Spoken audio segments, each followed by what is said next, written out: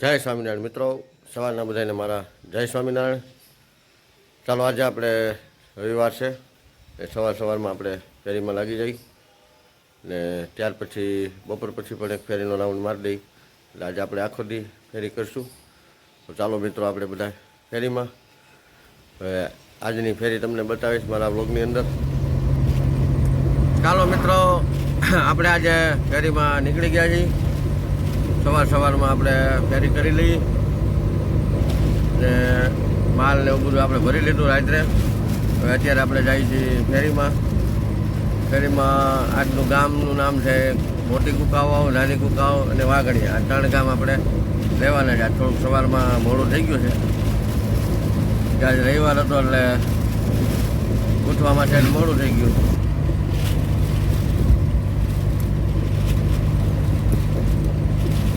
વરસાદને હિસાબેથી બે બાજુની સાઈડમાં લીલું છમ થઈ ગયું અને ખેતરોમાં પણ વાવણી લાયક વરસાદ થઈ ગયો એટલે બધું ઉગી ગયું છે ફર્સ્ટ ક્લાસ. બે બાજુ ખૂબ સરસ વાતાવરણ છે.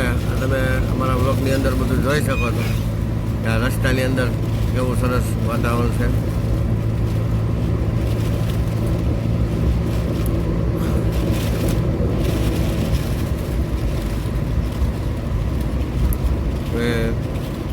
વાતાવરણની અંદર બધા એને ઠંડકનો આનંદ લે છે બધા.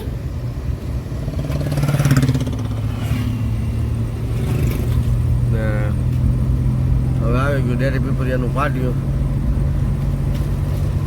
જ્યાં આપણે પાટીએ હનુમાન દાદાનું મંદિર છે.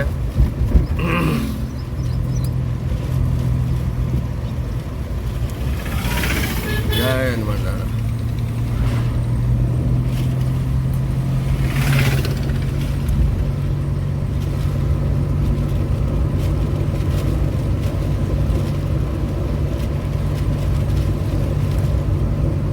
મિત્રો, આપણે ગુજરાતમાં જો આવું વાતાવરણ થાય ને એટલે ઈણાનો લોટનો સારામાં સારો ઉપાડ થાય. કારણ કે આપણે ગુજરાતની અંદર આવું ઠંડુ વાતાવરણ થાય એટલે ભજીયા, ગાંઠિયા, ફાફડા, થેપલા આવું બધું અમારે ગુજરાતની અંદર બધું ખૂબ થાય.